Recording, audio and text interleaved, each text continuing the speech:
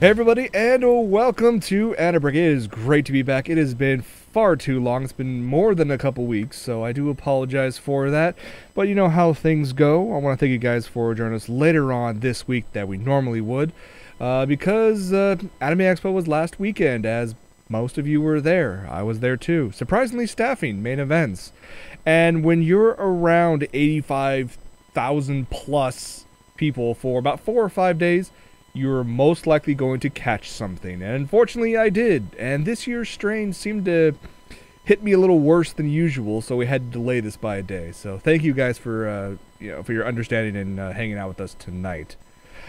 But yeah, Anime Expo, tons of people. I believe last year they were at like the 61 to 65,000 range. They were expecting a relatively average increase. Not, I think the warm body count was like 85,000. Believe they stopped registration, I think, at 80,000. It's absolutely insane. And the thing is, though, going through the entire convention, going through going through my head all the major events, and there wasn't just one thing there that really stood out to me as the reason for the massive increase. Now, granted, they did have several epic events and premieres and concerts and major events that I think overall attributed to this giant increase. I mean, having the original Sailor Scouts voice cast show up, and then bringing the new voice cast along in the same panel, it's probably one. The fact that you had this ginormous Kill la Kill event, which we'll get to in just a moment. You had a bunch of premieres out there, including Sailor Moon Crystal, also SAO 2, Terror in Residence. A lot of good stuff. I do have to say, though, I didn't see much of it, just for the sole fact that I was a tech in main events. So I was there 7, 8 o'clock in the morning. Didn't really get back to the hotel room until about 1 or 2 in the morning. And then repeat ad nauseum. But it was fun. If you guys followed me on Facebook and Twitter, I was posting pics of what I was doing and what I saw. Well, within allowed rules. I mean, let's face it, there are some things that happen in main events that in like pre-show and rehearsals and whatnot, that I just really can't share. But most of you guys, I'm sure, had a chance to check out at least one of the main events. I mean, Myth was a lot of fun. The Magic and Burlesque show was a hell of a lot of fun. It had about half house. Wish there was more. A lot of people would have enjoyed it. AMVs went off. They, of course, are always very popular. The main events, I think, at least in main events, has to be the Kill la Kill event, because that was absolutely crazy. Not only did they actually showcase the English dub of episode 1 as the premiere, and I do have to say the English dub is actually pretty funny at times. It actually works. It was good casting. But of course, Aoi showed up. She sung a couple of the theme songs, put on a great karaoke style concert. Girl has a freaking set of pipes on her. It's very nice. I do have to say that this new glow stick technology that they brought over for the first time over here to the United States was pretty amazing to check out. They look like regular glow sticks powered by 2 AA's batteries. It changes color and whatnot. But the difference between this is the fact that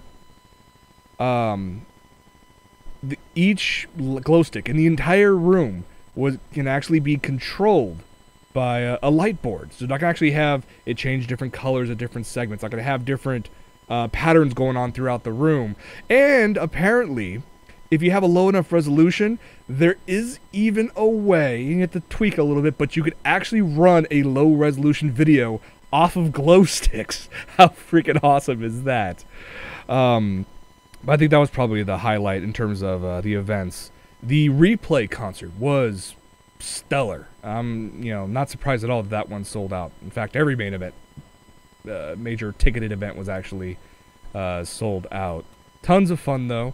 If you didn't catch it, you can check out Facebook and Twitter. If you guys haven't followed already, it's just OtakuLife Jason. Little behind the scenes stuff here and there, and just my musings on what I was able to see. Because let's face it, so many major events required so much planning. I never really got out to hang out with people and check out the con. I never got into exhibit hall. The streak continues. Though I do have to say that when I have an excellent girlfriend out there who says, "Oh, I can't make it. Oh, let me go grab you like a figure," and it's Yui from K-On. Come on, Van Presto does this nice little figure. I thought it was a nice little gesture, but hey, look, she actually supports, figure hobby. She has no idea what she's getting into, but but enough about what I was able to do and what I was not able to do. I was sad I was not able to make the white shorts contest. Oh well.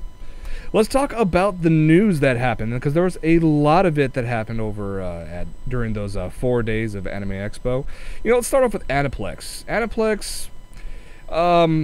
I do have to say right off the bat, a lot of the major panels were delayed, and that was mostly caused by even longer lines than expected, which caused a longer time for people to be brought into a room and seated. So a lot of stuff happened like 15 to 30 minutes late. So it happens. So hopefully AX will fix that for next year. But that being said, during the Aniplex of America panel, they focused a lot at the beginning about their Kill la Kill event, who they brought for it and whatnot. They had a couple other things they announced. They have a new title, or they have a Blu-ray double feature set coming out this July. Gurren Lagann the movie. That's kind of cool. It includes both childhoods and the lights in the sky are stars. Of course, they also talked about their Blu-ray double movie box set of the first 2 Monica movies, the Anohana movie, which is just a tearjerker. My God. Not too much in terms of like new news that we really haven't already heard of before. They did have a special announcement that the entire first season of Valvrave the Liberator will be released on Blu-ray September 23rd, 3 days after my birthday. It will be available in Japanese with English subtitles and a bunch of bonus features. That'll be available with an MSRP of $150, but you probably get it from like Right Stuff for probably about $110, $120 if you're into that. The big thing, though, I think that came out of their panel was at the very end of the panel, they actually brought on the stage Aniplex Japan executive Koichiro Natsume, who not only showed a trailer for the upcoming 2015 Anime Japan, but also announced that they were holding a contest for 2 lucky people to receive a trip over to Japan to go experience Anime Japan, which would include not only airfare, but you're also looking at tickets, obviously, to the Anime Japan event, airfare, hotel, a bunch of other things. I think that's kind of cool. You can find out more information later on Aniplex's website. Just search for Aniplex of America. You'll find their website and check out for those deals. Moving on over to Funny. Again, Funny does the usual stuff of, hey, we have some new stuff down the line. You guys already heard about this, but we're at Anime Expo, so let's just talk about this. They talked about how they can watch the series not only on Netflix and Hulu and iTunes, PlayStation Network, Google Play, of course their own Funimation channel. Of course they have also several series currently running on Cartoon Network's Toonami. Funimation is kind of like the big boy in the industry for right now. We understand this. A couple of things they talked about.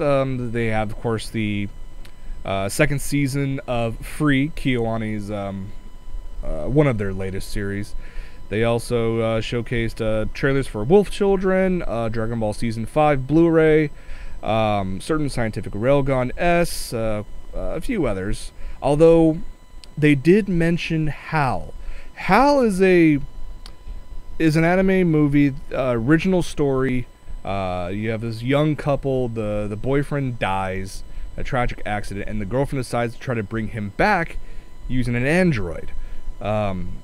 So not only did Funimation get the rights to that, and it is coming out on Blu-ray this year, very soon, they actually put up on YouTube for you to check out the first 7 minutes of the film, English dubbed, of course. Go check it out and see if it's something you might want to pick up later on this summer. They also did, during Anime Expo, Funimation hosted a special premiere screen of Dragon Ball Z Battle of Gods with the English dub. If you guys were not able to check that out, because most likely you were at the AMV contest, it will be screened in theaters nationwide in early August. So just check Funimation's website for further details on that. Yes, they announced a couple acquisition rights. Sengoku Basara, Judge's End, the extended version of Psycho-Pass Season 1, not to mention Psycho-Pass Season 2, and the upcoming movie, and some little thing called Black Butler Book of Circus. I'm not sure what that one was, so. But that is Funimation in a nutshell. Moving on to Sailor Moon. This was a huge event that Viz held. Had a big panel going on. And what was great about this is that during their panel, well, one of the panels, they brought on the original English voice cast. That was a treat for many people in attendance. And the thing was, I was surprised to find out that, okay, are they going to reprise their roles for the brand new Sailor Moon Crystal? Well, by the way, this is the cover for the single for the opening CD, actually performed by Morio Clover Z. This is the Sailor Moon edition, I should say, that features the artwork of the Sailor Scouts. The standard edition, if you want something a little different, actually features the the girls in Morio Clover Z dressed in cosplay. So that's kind of a cute little switch there for you. The thing is that they started about how with the original Sailor Moon episodes and seasons and movies, that yes, we've talked about it. They're bringing all 200 episodes, the 3 feature films, all the tie-in specials. They're all going to be there eventually, uncut, available in English, starting probably on Hulu. But then they get to Sailor Moon Crystal, and then they announce an entirely brand new cast. But, I mean, I do have to say, I mean, when you have Stephanie Sheh as Sailor Moon, Christina V as Sailor Mars, Jeremy Lay as Sailor Venus, Michelle Ruff as Luna. I still like it. I find it funny that Johnny Young Bosch is actually voicing Artemis in this new version. And it just goes down the line. So, I can already tell that, just by reading all the posts and social media, that there's going to be this, I can't really say divide, but like a battle of sorts, a preference, if you will. Kind of like in the Star Trek fandom. We're not going to talk Trekkies and Trekkers, but more like, which one was like your series? Which series was like you thought was the best? The original series or the Next Generation? And of course, they both team up if anybody says Enterprise or DS9 is the best, and they just get beaten up. So, but I can definitely see that going forward. I can probably see the younger crowd easily going for the new voice cast, because let's face it, they probably didn't see much, or if any, of the original Sailor Moon, and only know it via proxy, basically. Just because it's been around for so long, they know that it's, one of the big ones that helped get anime, started here in the States, or got more popular, I guess, in the States back in the 90s. But yeah, I like both. I mean, it is what it is. Although I do have to say, I did watch the first episode of Sailor Moon Crystal, and it's the animation style. It's just a little tweaked from the original, but honestly, it's a new series. You got new crew, new cast working on it. Of course, they're gonna put their own spin on it, and we've only seen one episode, so I can't I can't bring down the band hammer on it just yet. I know some people have, oh my god, it looks horrible, it's not the original. You're right, it isn't the original, it's new. So we have to give it time to see how long if this is going to get any better. And we'll have plenty of time for this, because yes, it is 26 episodes, but it is an episode every 2 weeks. It's going to take an entire year to get through this first season. Cannot believe it's going to take that long. So in the meantime, you will still have access to the old Sailor Moon stuff from Viz on their Neon Alley service, which is essentially Hulu. So you have that option. Moving quickly on over to Sentai. Sentai Filmworks just highlighted a bunch of their recent acquisitions, you know. Supersonico the Animation, Black Bullet, Nobunaga the Fool, Log Horizon, which was amazing. Outbreak Company, Beyond the Boundary, which also has a box set coming out soon. I cannot wait for that. And No Game, No Life. Oh, awesome.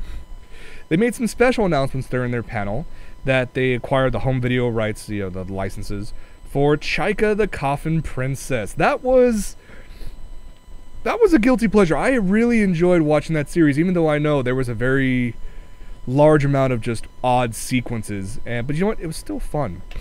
So there will be special box sets for Chaika coming out, not to mention for Love, Chunibyo, and Other Delusions, and High School of the Dead, which will include the OVA. So if you've yet to pick it up, I would hold off to try to get this special box set. They also announced some of the new acquisitions, Glass Slip, Invaders of the Rokyujoma, Rail Wars, and finally Akame ga Kill, which I've seen the first episode. I want more already. That was an excellent first episode. Alright, let's move on to Trigger. Studio Trigger. I mean, they had a huge AX because Kill La Kill, of course. Not only was their panel talking about, you know, everything's coming up with Kill La Kill, they showcased a bunch of concept art, behind the scenes looks at episode 25, which is the OVA that has yet to come out. That will explain what happened in just before the last part of the final episode that was aired. They also showcased some artwork that actually hasn't been seen yet in Japan. That's a nice little feature there. They talked about Little Witch Academia 2, which they had the whole Kickstarter, you know, phenomenon about that one. While they're working on some new original series, they're gonna, in the meantime, they're actually going to adapt a light novel series that's basically translated to Inoue Battle with Everyday Life. It looks cute from just what I've seen so far. They need something like this in between the original options, because they stated trying to produce an original IP from scratch takes about 4 to 5 years in production work. So they can't really just focus on those, or else they wouldn't be around for another series or 3 series.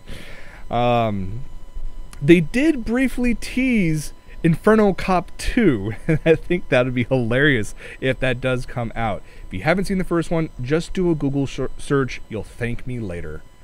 Lastly, it is amazing that they picked this up. I find it hilarious. They talked about their next project, which is called Ninja Slayer. Now, get this. So, the series is adapted from a story by 2 American creators. Their whole idea, it's an American designer's take on ninjas. And then they actually gave permission to 2 so-called Japanese agents to translate and post the story on Twitter. The thing was great about this is that this became so popular, not only here in America, but also in Japan. It's been picked up to for a full series. I couldn't believe this. To give a little better taste of what to expect from this, here is the latest trailer that they released.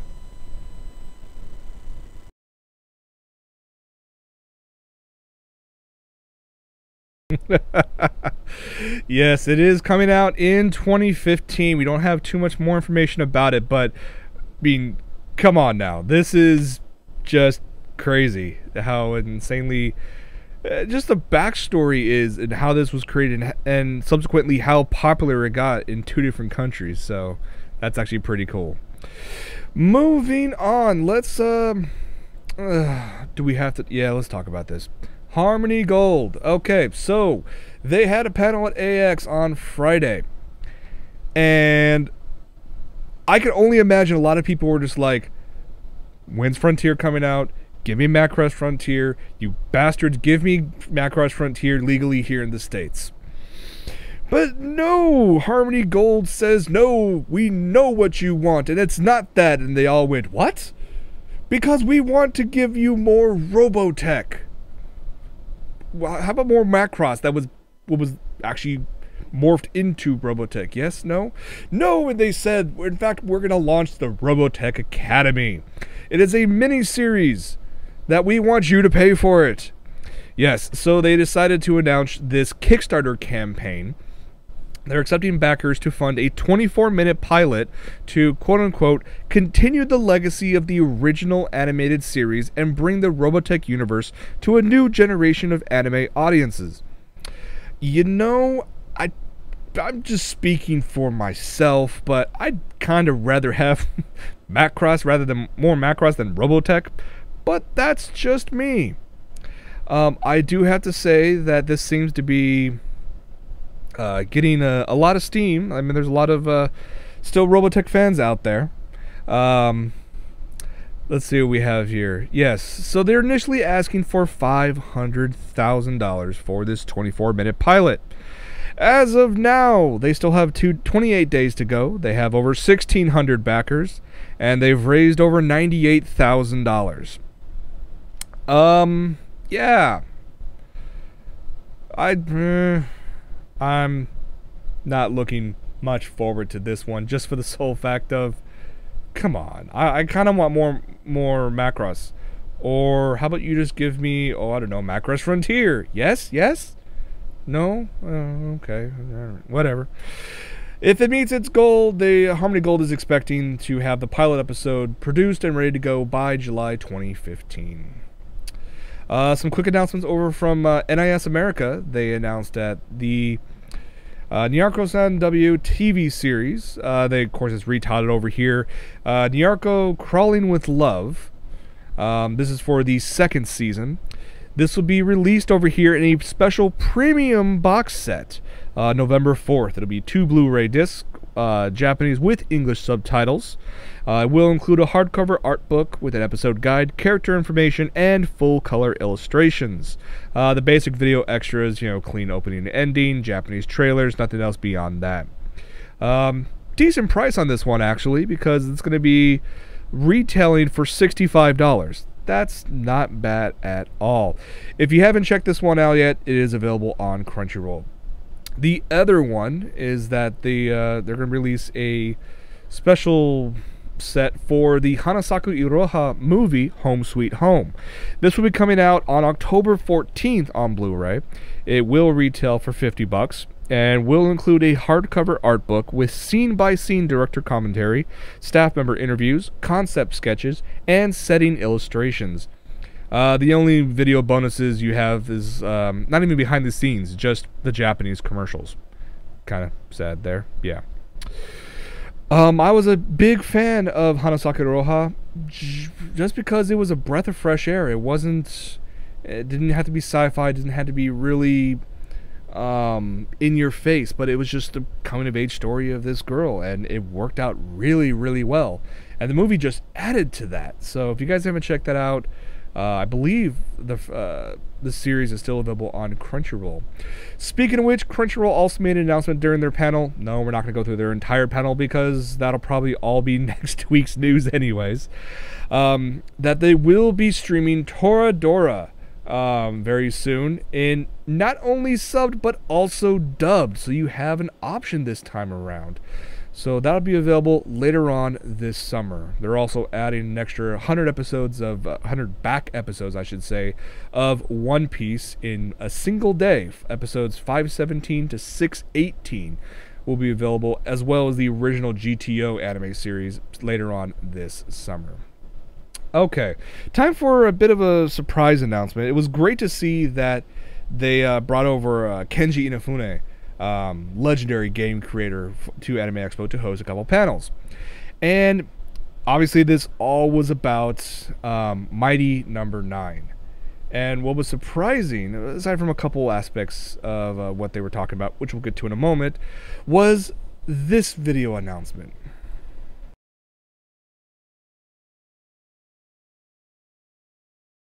That's right, Mighty Number 9 is not only a very popular kickstarted video game that's coming out fairly soon, but they're also going to release an animated series for a worldwide market very soon.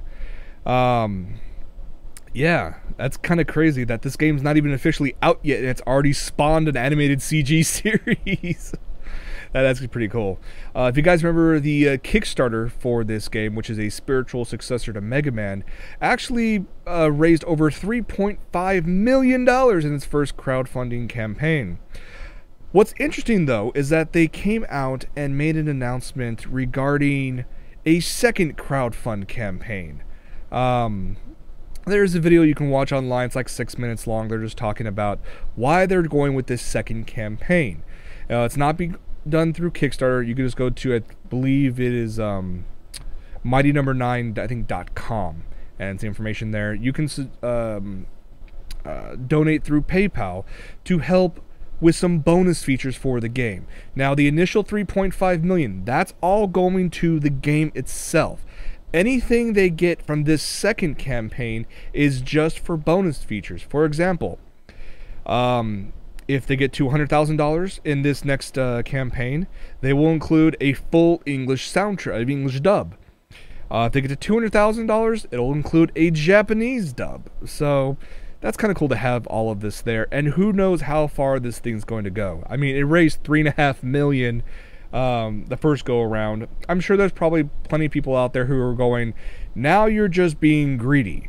But because they're setting out this path of everything that's from this next one is just for bonus features added to the game. If we get nothing this next time around, so be it. We still have the actual game. That's kind of cool. So you guys check that out, mightynumber9.com. Let's talk about some con announcements real quick. We'll get to Otakons next week, but I actually want to talk about Japan Expo USA, because I do have to say it was pretty damn impressive who they got for their first year. For their second year, they're not even done yet, and they've announced some unbelievably epic people. Case in point. Alright, first up from left to right, you have Akira Yamaoka, who is known for the Silent Hill series and Shadows of the Damned. He is the composer for these series and much more. He is the video game music guest of honor, so he'll be there for a showcase, signings, and a panel. So if you're a fan of any of the Silent Hill games, you're well aware of his music, which can creep the hell out of you. So he will be at Japan Expo USA. In the middle, if you missed him at AX, you have a second chance at a smaller con, and you have a better chance of meeting him at this one, I should say. You will have Gen Unobuchi coming to Japan Expo USA. He's going to be doing a panel, he'll be doing signings, and you can always see if he's going to be trying to twist or kill some of your favorite characters. He's worked on, Phantom of Inferno, Madoka, Blast Rider, Psycho-Pass, Gargantia.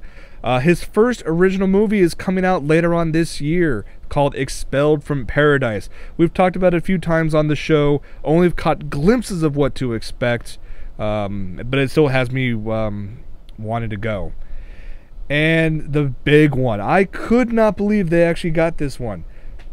The legend himself, Shinji Aramaki, the director of, so many things, from Appleseed to Space Pirate Captain Harlock. He's worked on Fullmetal Alchemist. He's worked on Mobile Suit Gundam, Megazone, Maspeda. I mean, so many things back in, from back in the day till now. His latest work is coming out this year, and it's called Appleseed Alpha, and that'll be coming out very soon. Aside from his directing work, all his mecha design, it's insane that Japan Expo USA was able to pick this guy up. You want to check this out if you can. Japan Expo is taking place at the San Mateo Center this year. It's in the San Francisco Bay Area. August 22nd through the 24th. I'm really, really tempted to go. Let's talk about some video game news just before we wrap this up. It was announced at AX that the upcoming... Oh, let me phrase this. The Hatsune Miku Project Mirai games, 1 and 2, 1 came out in 2012, Part 2 comes out this year in Japan. But it looks like Sega is going to bring it stateside in 2015. Not, however, 1 and 2, but they just announced a Project Mirai Remix, working title, I should say. Did not specify if this will be based on the first game, or the second game, or a combination of the two. That's all they basically said. Aside from, it's a localized complete edition. It has some additional music videos, room events, and other elements already included. So basically, some of the DLC will be available in this remix sometime in 2015. I remember talking about this numerous times. Dengeki Bunko's Fighting Climax. This game has some of your favorite characters from the recent anime able to try to kick each other's ass. We've talked about this time and time again, how awesome it looks. When is it coming out stateside? Well, we don't know yet, because this initially was released as an arcade unit, unless you have like $10,000 to import one. But they did make the announcement that this game is being ported later on this year to the PlayStation 3 and the PS Vita. Both will also feature new content. But that's all we know. Some additional details will be announced later. So that's actually kind of cool, which means at least we can actually import this if we really wanted to. And I'm sure most of you will, so that's kind of cool. And I do have to say, just last but not least, I remember checking this thing out. It was just finished built when I went over to Japan. But that giant life-size 1/1 scale Gundam thing is incredible, especially when you see it in person. It's just absolutely astounding how large this thing is. It doesn't really do much. I mean, its little cockpit kind of opens up a little bit for a video. The head moves a little bit, but that's about it. It's still impressive as hell. I do have to say that in 2019, the statue will mark its 10th anniversary. What they plan in this latest announcement for this Gundam Global Challenge, that they want this thing to move, to different locations. So that's kind of cool. I have to be, it's impressive. They're already taking proposals to how to move the statue.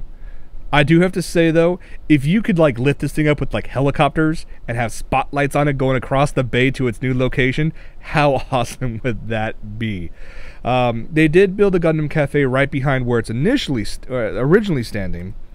But I guess wherever it's going to go, there'll be more Gundam Cafes. But come on.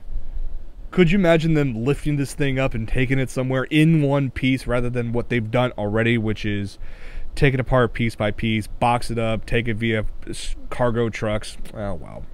So, we'll see what happens with this one. Alright, well, I think that's going to be it for this episode. I want to thank you guys so much for hanging out, because it's been a couple weeks since an episode. Past episodes are almost ready to be put up on YouTube and our website in uncut form. We may be checking out a couple other video sites as well. Stay tuned for further updates on that. But yeah, it's been a while, but I want to thank you guys so much for hanging out. We'll see you guys next time. And yeah, for AniBreak, I'm Jason. We'll see you guys next week. Take it easy, everybody.